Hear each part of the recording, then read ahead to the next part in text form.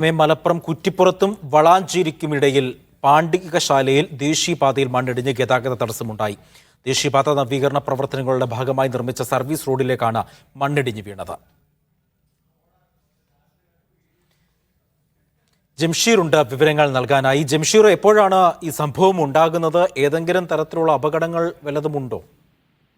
അജി, ഇന്ന് വൈകുന്നേരം ഏതാണ്ട് 6 മണിയോട് കൂടിയാണ് ഇത്തരത്തിൽ കുറ്റിപ്പുറത്തിന് വളാഞ്ചേരിക്കുന്ന ദേശീയപാതയിൽ മണ്ണിടിഞ്ഞ അപകടമുണ്ടായത്. വാഹനങ്ങൾ കടന്നു പോകുമ്പോഴായിരുന്നു അപകടമുണ്ടായത്.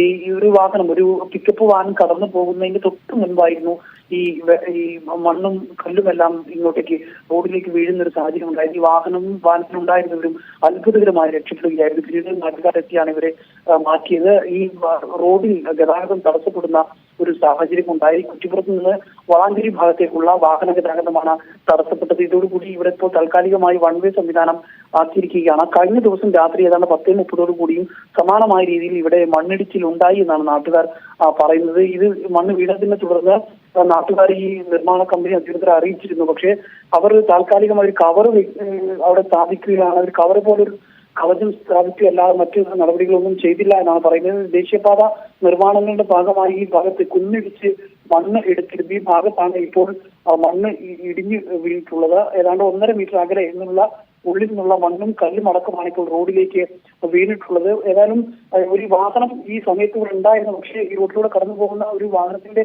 സമീപത്തേക്കാണ് വിടുന്നത്. പക്ഷേ ഭാഗ്യവശാൽ മറ്റു അപകടങ്ങളൊന്നും ഉണ്ടായിട്ടില്ല. ഏതായാലും വാഹനങ്ങൾ ഇപ്പോൾ വൺ വേ അടിസ്ഥാനത്തിൽ കടത്തിവിടുകയാണ്. പ്രദേശത്ത് നാട്ടുകാർ പ്രതിഷേധിക്കുന്നുമുണ്ട്.